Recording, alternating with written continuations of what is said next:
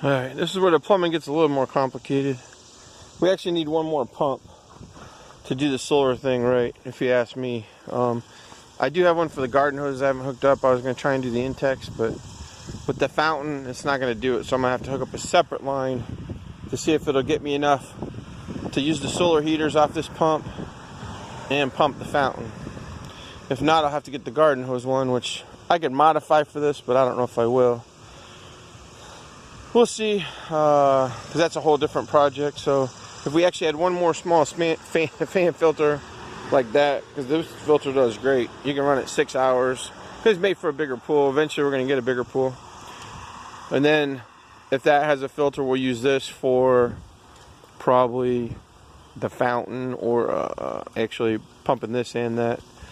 I could switch pumps, but I like the way that does. It keeps the water so clean, so I'm not going to argue with that. Alright, let me figure out what I'm doing. This is where the fiasco part comes in. That's why I wanted to document it. This is the pool heaters. We hook up 6, but now we got 5. The other one had a little hole a couple years ago. And this is how I added extra ports. This pool already had water, so I couldn't get this port done. Plus it's gravity fed, so you don't really want that too low. But still, some of the pictures I saw, they showed those that low. So what I did is I glued the thing around it first. And then before I ever cut the pool, and I did that when the water was low. That one, the water was already in there, so I didn't want to take a chance of extra flow, pressure, any of the above. I thought about getting a collapsible pail and a rubber seal and doing that and have somebody hold it in the pool. And it's possible, it was doable, but it just made more sense to let it go for now. But I do wish I had that port. It would help so much right now. But I do have that extra port there. It's just too long with the hoses I have for now. So I do have a couple I can connect, and I can just go buy. You can get these hoses, and I think it's 2 or 3 for sure, 4, 5, 6, 10, 12, whatever. So it's just not being at the pool store right now, knowing what I need. So obviously if I measure that out, that's at least a 6-7 foot hose, which, you know, hey, if that's what I need, that's what I need. It's better than trying to move all these pumps and these things over there where I'm digging a hole. So that's what I'm saying. So there we go.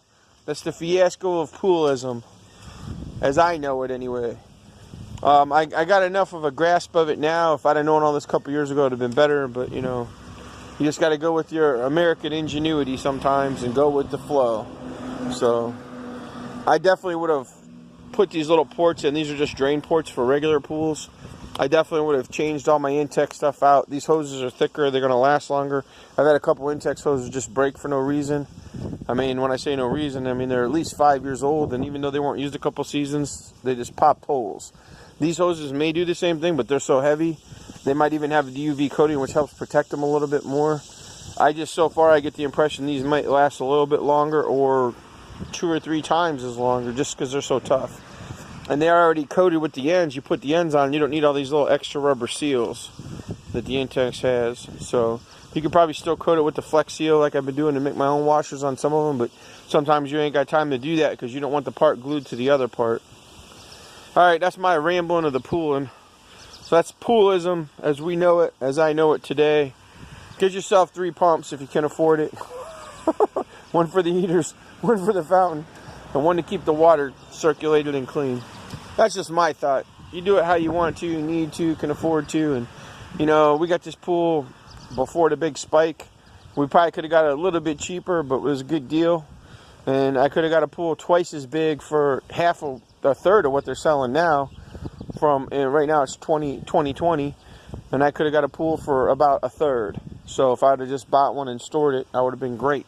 But that's life. So even then, you can find them if you're looking. Pool season starts getting over, people will sell their pools or decide they don't need one or didn't need one and didn't open it. Alright, that's poolism.